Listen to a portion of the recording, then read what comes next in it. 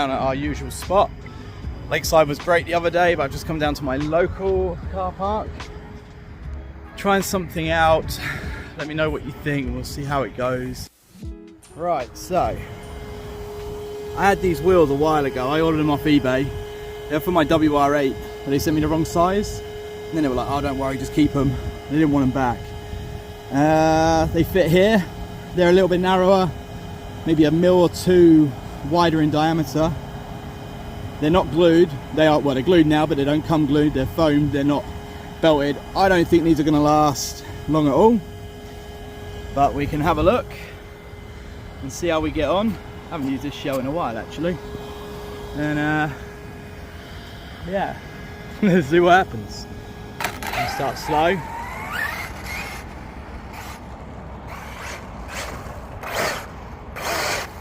And computer says no.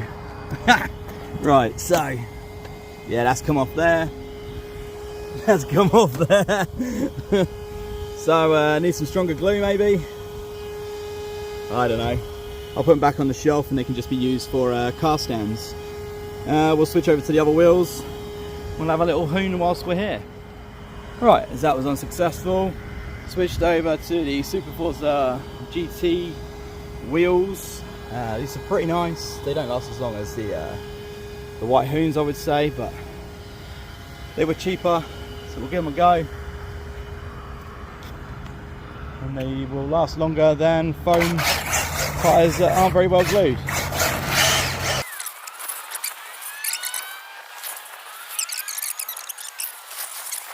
It's so nice. Oh, like that. Okay. Right, as you can see, the wire here melted.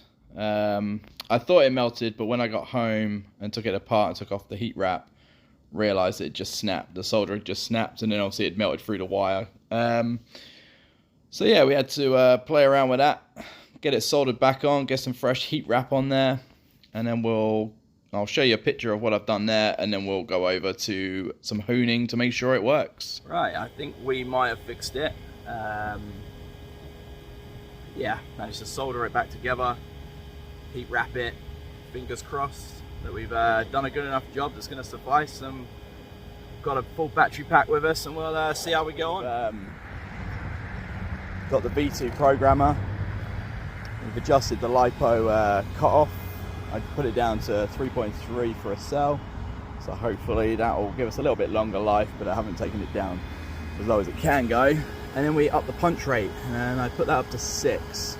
Originally I put it to 5. I thought, well, we'll give 6 a go and see what happens. Do I notice a difference? I don't really know. It's hard to tell. The last time I took the car out, I was on a different car park, different wheels.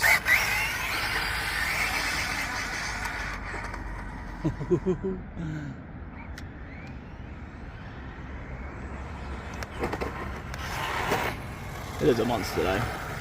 And to adjust that trim, wrong when I put the controller in my bag, I think I knocked things.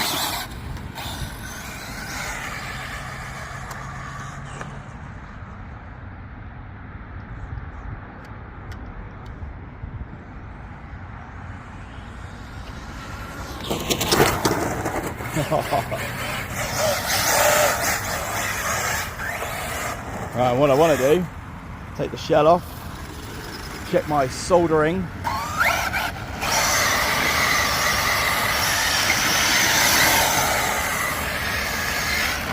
What I thought had happened, I thought it just melted, I thought it got too hot, but when I got home and assessed the situation, it just looked like it snapped.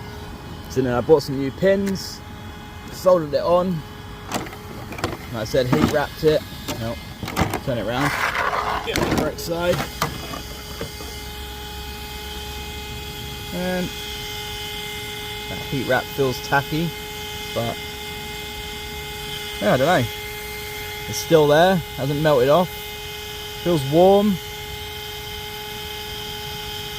but then they all do. I'm guessing they're meant to get hot, you know, they're coming off this motor. I've got the fan on, got the heat sink. The motor itself, there's no heat from that. So hopefully I've solved it. But you know, if it breaks again, I can fix it again.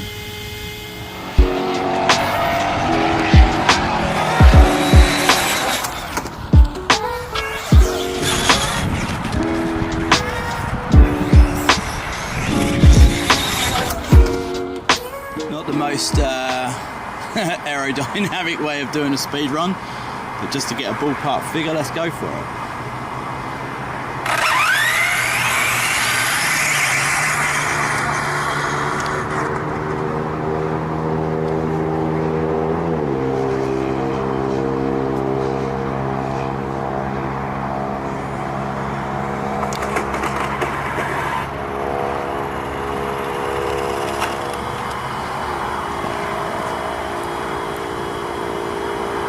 Oh,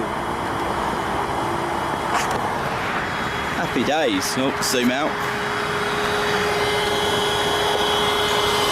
What is it, 62? With this sort of body, and I've never tuned this or done anything like that. And we got a phone sticking out the top of it. I'm happy with that. That's just a regular pinion. Everything is stock. Yeah, it's cold. Looks like it's about to rain. So we'll probably call it there. Oh, I love this, where it goes into focus. Oh, beautiful. Oh yeah, at least it all works. We'll go home and assess the situation, make sure it still does. We'll go from there.